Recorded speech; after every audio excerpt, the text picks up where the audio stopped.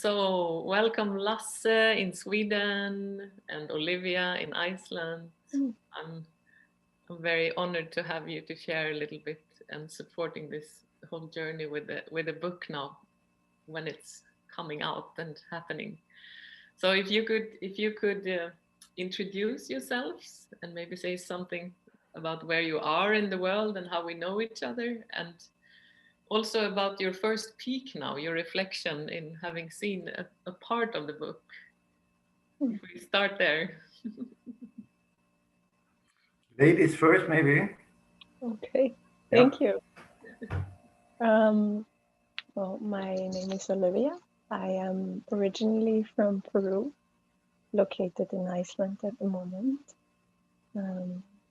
Me and Matilda met throughout working with other women and also a little bit throughout ISTA. And it's been a wonderful journey with her. I was very amazed to know that she was releasing a book like this. To me, as I read it, and I read this chapter in particular, it is incredibly personal. It's really like reading somebody's diary in a way.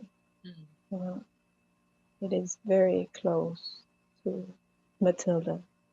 And knowing Matilda is very close to how she also expresses herself. So I am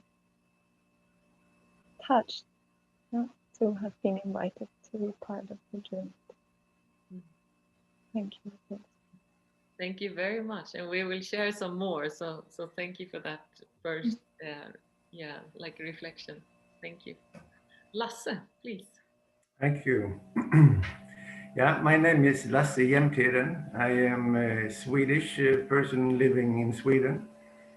For now, I've been very much living in other countries, but now I'm here in Sweden. I have 5 kids, and I've been out rescuing one of them in the woods now. Yeah.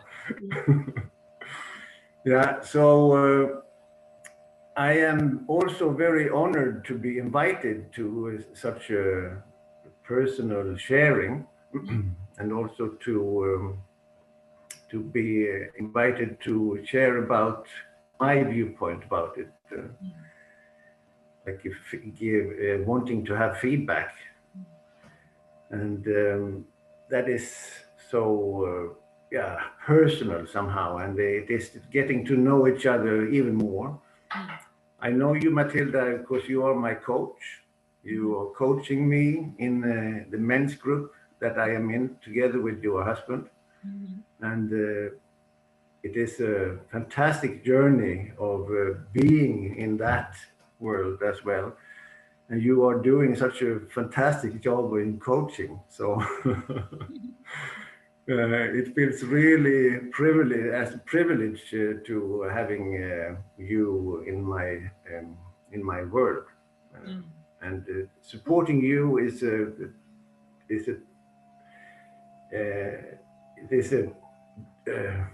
something that is so sad. It is so. You can say also in Swedish if you like. You help each other with the words. Yeah, I'm so willing to do it, and it feels so natural to be to do that. It is a fantastic thing to be connecting in such a deep way, and I'm looking forward to reading all of it. I have not done that. I have only done 1 chapter, and that's good. Yeah, and just from having looked now at the back of the book and the content and 1 chapter, what is your short first reflection of having seen that? How would you describe that? Very personal and very beautiful. The book cover is the front is on you, and it feels that you have just had sex. It feels that you are so open and so beautiful and vulnerable in yourself, and being able to show that, and also willing to share it. It is fantastic. Yeah. Thank you for your first reflection. So we're going to share some more and look into maybe different pieces. So, but thank you for this part now, the introduction. Thank you so much. So Olivia and Lasse, we're going to keep sharing. You have read now the last chapter in the book. Yeah, it's the number 33. It's called Monogamy, Polyamory, or Else. So where should we start? What did this rather short chapter evoke in you, or what is your reflection? Where can we start to, yeah.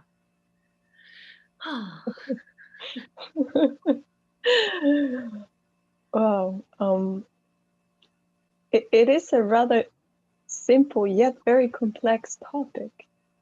Where what amount of intimacy is allowed today, and what has been given socially constructed to us, what has been packaged of what is okay to do or not. What can we feel?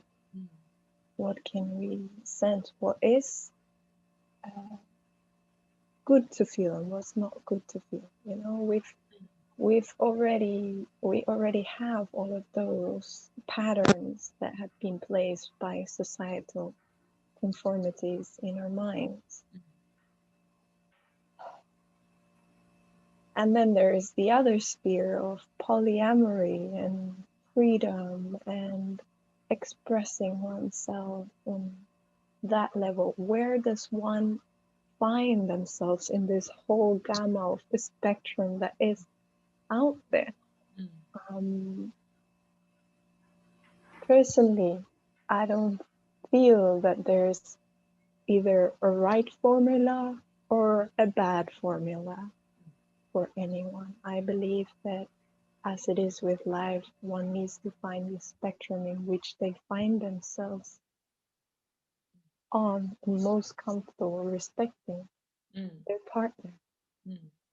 Like you mentioned in the book, you have this dynamic that you still have your partnership and you choose to share the most relevant things with your life partner.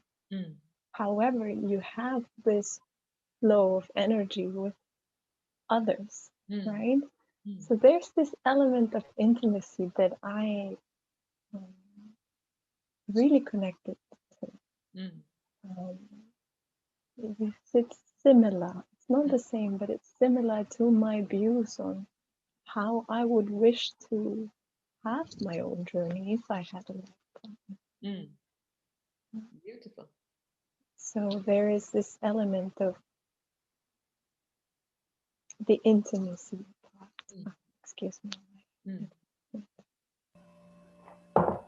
Yeah, if I can connect with that, the whole experience of the bodily, to have energy running in the bodily in the way that I have now, some years ago that was not the fact. So the whole book is kind of aiming at like giving that experience away, and it becomes very clear that the energy in the body is there all the time. Then it's the choice, how with whom do I share what, and it's so rich, you know. So it awakens all these, you know, questions, and just beautiful. Lasse, do you want to connect on this in some way? Yeah, I think all of us have this balance of how much is it that we are allowed to share and how much is it that we also want to share. I live in a community, and we are here 100 people or so, and there has been a lot of tantra. There has been a lot of mixed groups and lots of intimacy and friendship, and also to see how much is it or how close. That is such a journey to to discover. And also when I get when I have a partner, and if I get all of a sudden I feel that I am in love with someone else, that I love this person. It could be a man or it could be a woman. Mm. And oh, I this fantastic feeling of feeling the love. Mm. And then how much is it okay to express it? Mm. So, Yeah, and and this is, you know, in a way it becomes funny. Should being in love be a once in a lifetime experience and never again? No, not really. Being in love is possible to have it all the time. And what about like being starting to be able to share, you know, I'm in love, you know, in love in life, in love with different people, in love with you know, in love with this moment. So it's like a lot more in love, kind of. yeah, and being able to to say that it's okay. It is okay to accept it. Mm. That it is natural to be in love. Yeah. Yeah. It is not a bad thing that, yeah, well, but you are with me now. You cannot be in love with this other one. Mm. Yes, Mm. it is possible. But that's so amazing that feel, you know, to start to say welcome to feelings and deal with feelings. Yes. Mm. Yeah. Olivia, you want to connect? Yeah, I was reflecting on this. Actually, yesterday I was speaking with a friend who's a Sufi, Mm.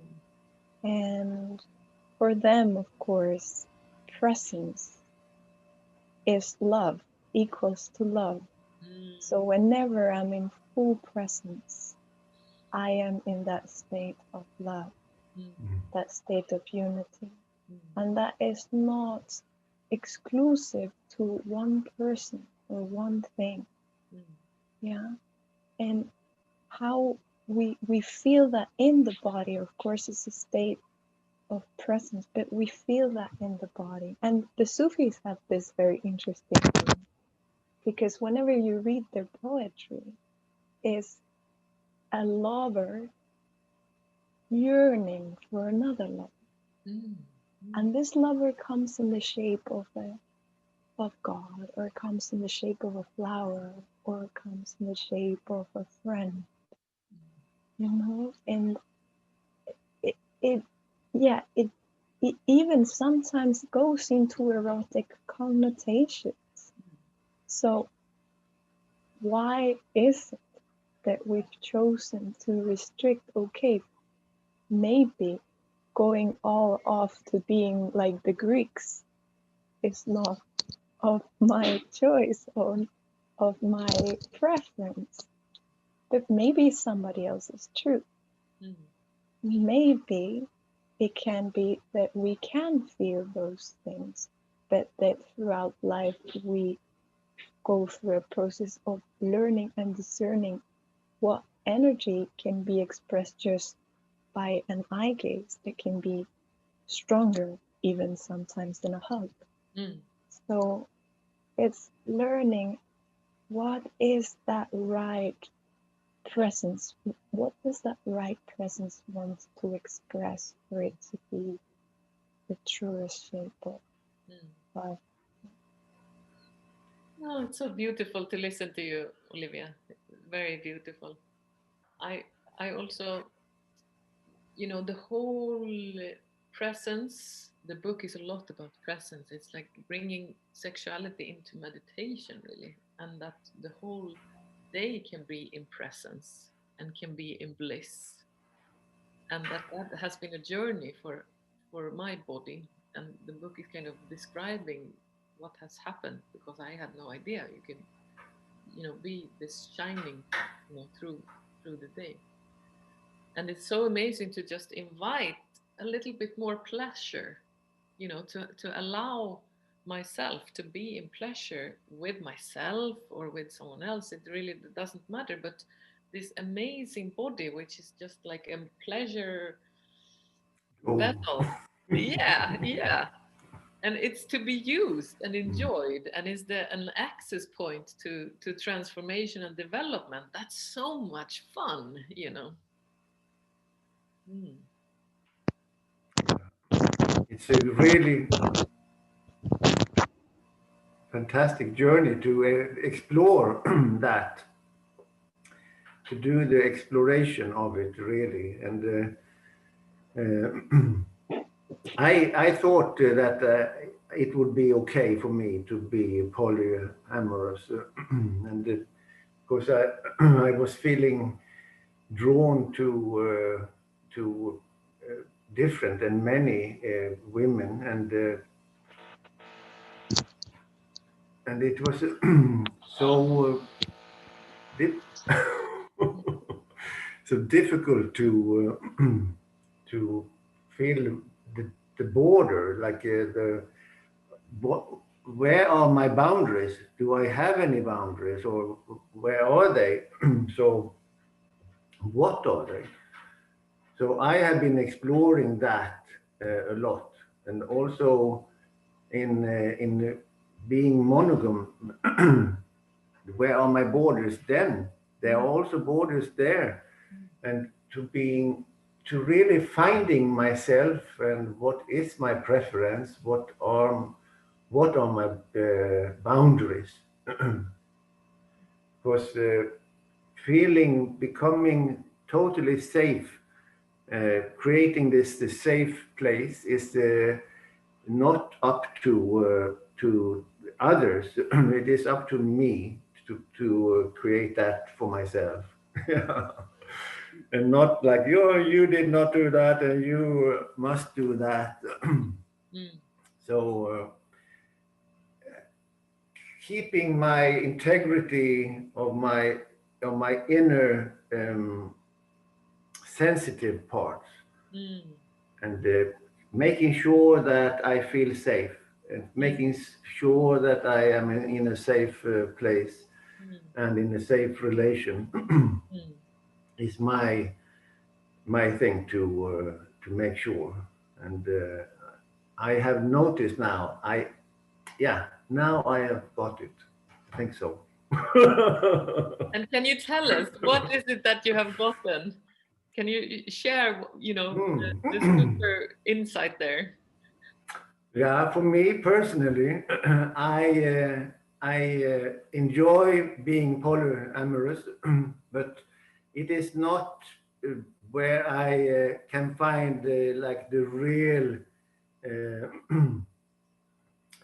the basic. I think it is because we are here on planet Earth, and it is a dualistic world. So I need these two poles, the masculine and the feminine, and it is enough. And it boils down to that. And if you want it more, then it is up. But to really boil it down for me, it is to be with one woman.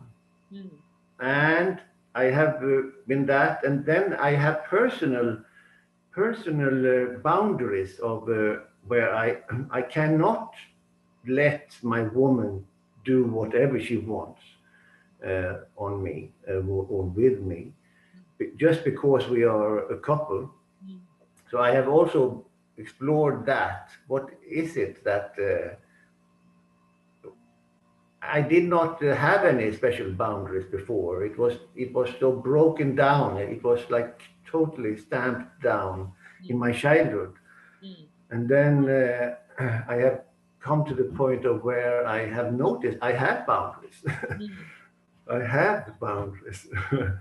Yeah, and now I can stand up for them. As I am a grown man, I can stand up for my own boundaries of where my inner sensitive me is. Yeah. So I have found that, and I have also had to like be strong in that, not letting her like invade me or do whatever. Yeah. That's so fantastic. What I hear is that the source of like the of you as an individual is like oneself, you know, like the responsibility of being the fulfilled individual who knows themselves and their boundaries. That's like the work of the individual, not to blame anyone else of it, but to like to retake that, you know, accountability. And I hear the power in that. In a way, I hear you feeling like your power in that. That's awesome. Hmm. Olivia, you want to continue in some angle or take another angle? Yeah, I've been really meditating this week actually on, you know, those streams of energy that come, the streams of energy that just come out of an interaction with another, and that are not conceived by the mind. You know, you're not thinking, oh, this is where I want energy to come from, or they just instantly happen. They're there. This is so, I mean, you see this with 2-year-old babies, you know. I was working with children, and I saw this with 1.5-year-old, 2-year-olds, where they're sitting down. It's song time and everybody's sitting down calmly. And then you see a 2-year-old starting to, we can call it, I don't want to call it flirting, it's a soft terrain here, but very much embodying the feminine, like crossing their legs and putting her hands one on top of the other, and putting their face close and blinking her eyes quickly. And you could see the flush of energy in this 1.5-year-old of seeing another being and wanting to interact with this other being.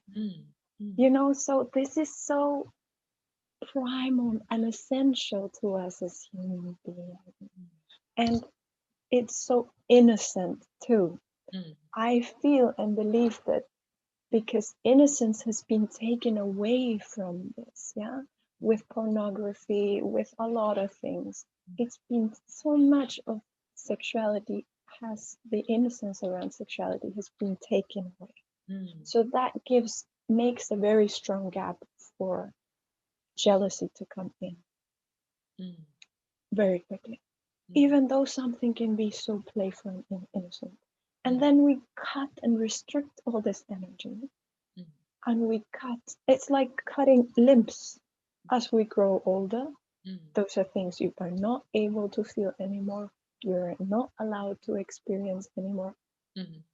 I question why, and then I question, oh, maybe that's why teenagers, when they go through puberty, have all this disruption with sexuality, right? Yeah. Because it's like, okay, now something that was so natural all of a sudden has this connotation of, now I've seen pornography, now I've seen some different angle. So they're in this like, I don't know what's going on. And there is, from what I've been observing, this you can sense there the disruption of energy is already taking place. But perhaps we can be wiser. Perhaps we can allow for the primal longing of the souls to be in the flirting, to be with the energy flows. And right, that's the next step, and that's where I feel that, you know, you're taking a lead, and where Ista's taking a lead, and many others are taking Ista, their family gatherings that will be in the next years, you know, are taking the lead, and the leap for this to happen. And I feel it's the responsibility of parents and educators to go and stand strong with that, you know, first with themselves, so they're able to transfer it in a way where it's also so interesting because the the whole, everything that is most beautiful, which is the intimacy between, you know, the parents, for example, the children never get to be present to. You know, so it's so amazing. Also in my, you know, in my house, the children will never, they will never, you know, be there when the most intimate and the most beautiful is happening. So it's so kind of, I don't have the solutions, but it's just interesting. You're also a father, Lasse. What is your reflection in this now? Yeah, in my first marriage, I was very aware of this, and I wanted it to be natural. And she had already two kids, the one that I met first, that I married, and it was a decision really to not to hide it away, but to be open with it. That when we were kissing or when we were really intimate and sexual, not having the intercourse, but being totally. And she was, and she is this one. Yeah, she has this sign that makes her very sexual. So it was so easy also to be in that sexual energy. And some people are there naturally somehow, and or it is more easily accessible. And for me, I loved it really to be in that unrestricted. Also to be then also to not being so caught up in what others are thinking out on when we were out in town, for example, or you know, I have the drive to kiss my woman, and I do it, even if I am in the middle of in a shop or whatever. And it was the same thing with the kids.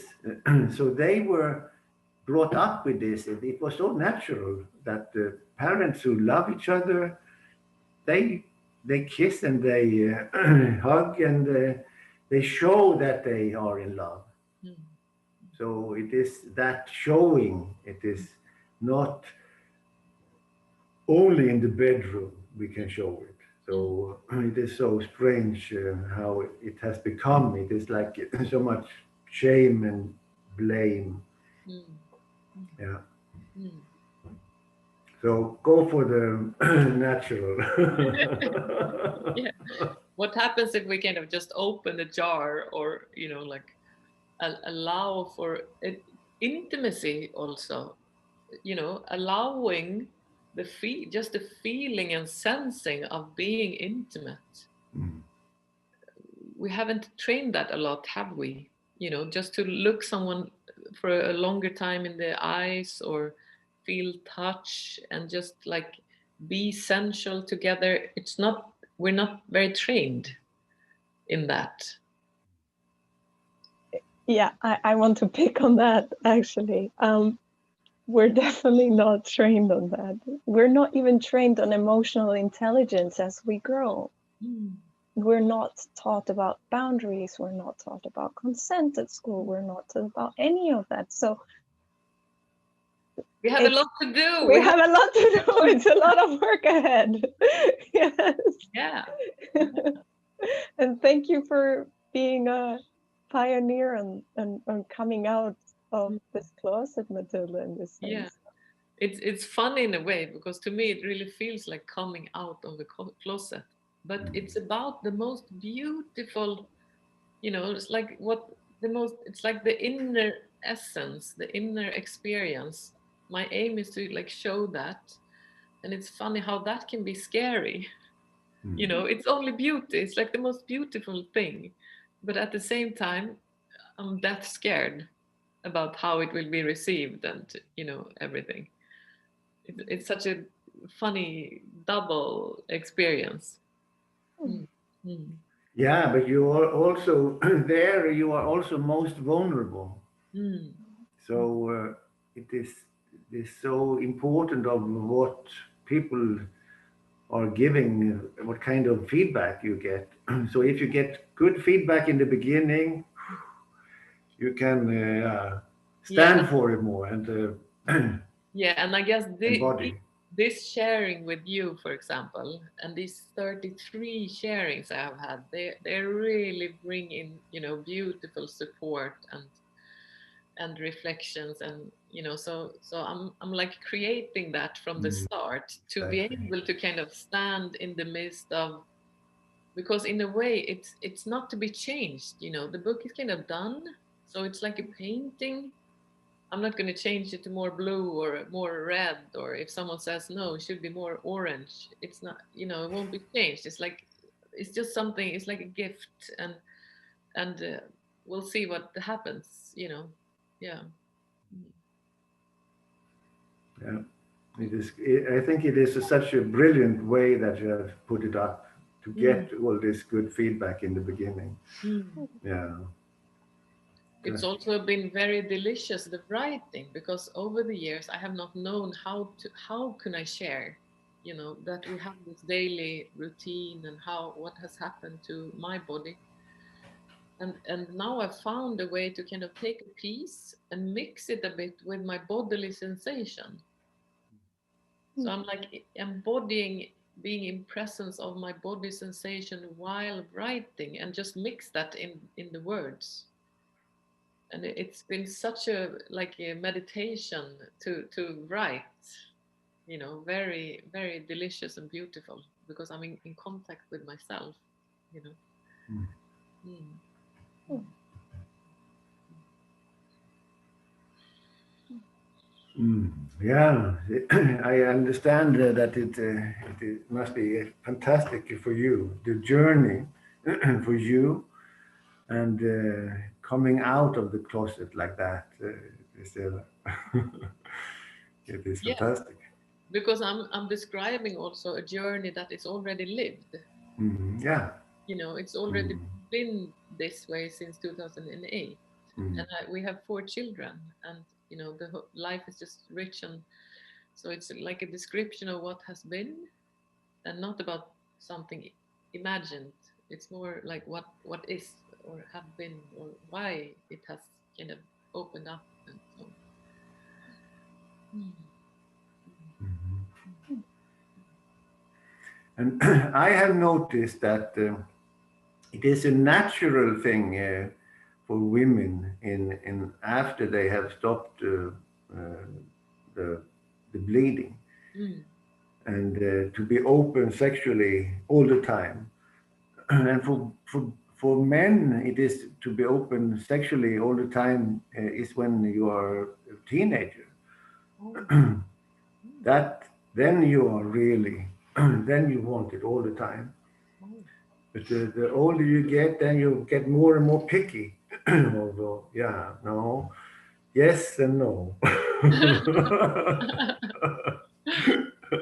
That's interesting.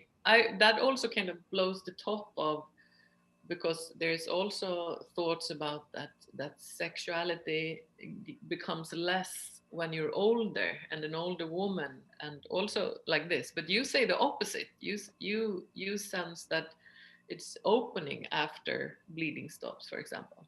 Definitely, definitely. Woo! Good news, good news.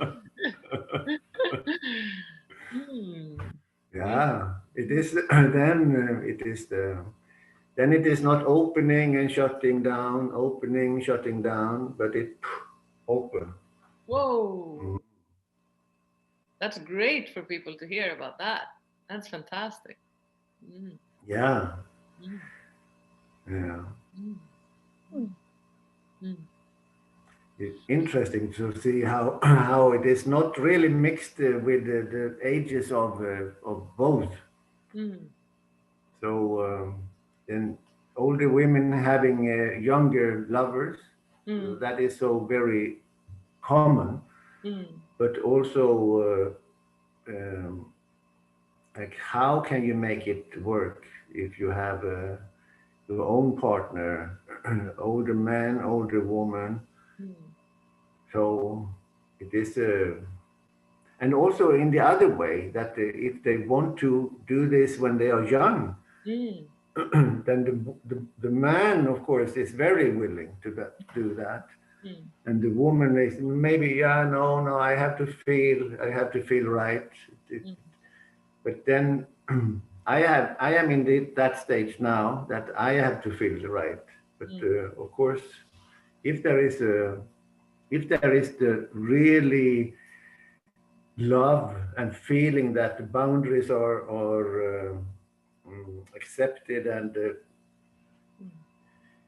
that you feel that everything is right, then there is always some kind of natural willingness to connect and to go there.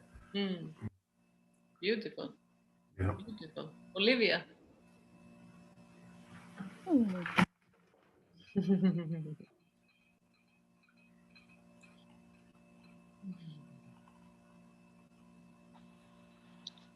Having a little background noise. I hope it doesn't disturb, but It doesn't sound much right now. wonderful. I wanted to celebrate you being courageous. I want to celebrate it. Yeah. It takes some courage to do so. Especially in the way that you've done it, which is extremely personal. It's not in a way of an article or not in a way of making reference to something else. Or I mean, I haven't read the entire book yet, but I do not see that it's following certain practice or anything like that. It's more your unique personal experience, putting it out there for it to be shared, opening up. It's opening up doors, it's opening up pathways, and yeah, exactly. What if I do that? What happens then? Can I stand in the wind of that? Yeah. And it's also been like my heart's longing of how I would like life to be. The most beautiful things. Of course, that is what we should share. And also like hiding the beautiful things in a novel to have it like like the pieces of wisdom in in a package in some way. It's not the way I want it either. I like raw, authentic as it is, showing the whole thing, experiencing the most. How can we do that? So this is has become my way now of allowing myself to share I'm just sharing and allowing for that to witness. And at the same time, it's not about me. It happens to be me sharing, and I'm writing sometime about my nipples, and I'm writing about my vagina, and I'm writing about but at the same time, it's not the purpose for the purpose is hopefully it's like awakening the reflection in the reader. That's like the longing and aiming. So in a way it's personal, and in a way the point is not at all to have it personal. It's like funny in that way.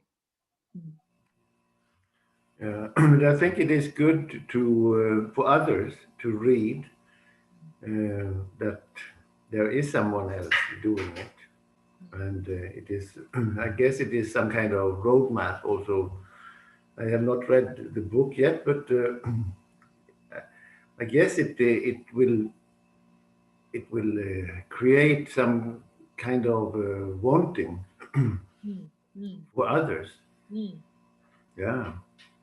And it's kind of, it's not a wish in any way that someone would repeat how I am living my world or something like that. It's more start to wonder what is the amount of pleasure I have. Could I do it in a little bit of another way? what can I invite more to expand myself and my blissability, and it's more like I my longing would be that it kind of asks those questions, so you kind of change something little, try something new. I feel that the most wonderful thing about this book is that it's opening up portals of conversation like the one we're having. Yes. I think that's the most wonderful thing, and that people feel at ease to do so. That is the most powerful thing. Thank you. Yes, that's very beautiful. And we will start now to wrap up and complete our sharing time. So any last reflections or last words before we come to a completion together? Yeah, I think that the chapter as it is written, it is like monogamy, polyamory, or else. So really to investigate that for all of us. We are put in a corner. Yeah, you have to be monogam. This is how it is here when you're a Christian. And okay, and then there are so many other experiences that we get, and most people then get the feeling of that there is something wrong with me because I am not I am not feeling that is natural for me. So having to do this journey of exploring, it is not so normal, but I have had the opportunity. I'm really grateful for that. And I guess the ISTA also gives that opportunity. So I think that is one thing that is so important for humanity, mankind, for every person, woman or man, to really to find out how it is for me. And I noticed that you have done that. So, and that is also really good to share that. Yeah. And what I hear in that is that by asking yourself those questions, what is my truth? Not what is society's truth, but what is true for me? How do I want to love? How do I love? How does it work for me? It creates an allowance. So it creates like a relaxation, for myself that I can rest in and feel good in. So it's not something glued on, but it comes from the inside, and I decide, and I kind of build my world in a way. Beautiful. Olivia, also some last reflections possibly. Yeah, as you guys were speaking and giving the last reflections, I was feeling it is really like how to live in integrity of the expression of life, right? Because this is how throughout this interaction we come into the world. Every single being, organism comes into the world through this kind of expression, this energy. So why do we still hold this taboo? I don't really get it, It's 2020, people are learning to wash their hands properly, but we still have a lot of work to do, obviously. But this is beyond religion, beyond anything. This is very concrete. We all know this, we all experience this. Let's get working.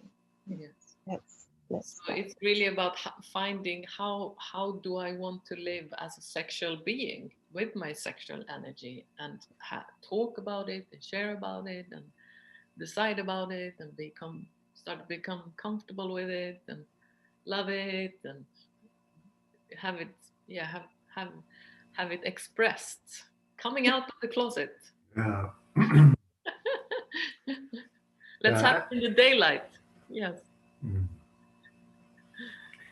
And I also want to say that the thing about this having sexual energy is like saying that, yeah, having sexual energy is okay when you're in the bedroom, but knowing that, to get to know that sexual energy is the life energy. We don't have to say that, yeah, this is sexual energy and this other thing is life energy. It is life energy, that is the sexual energy.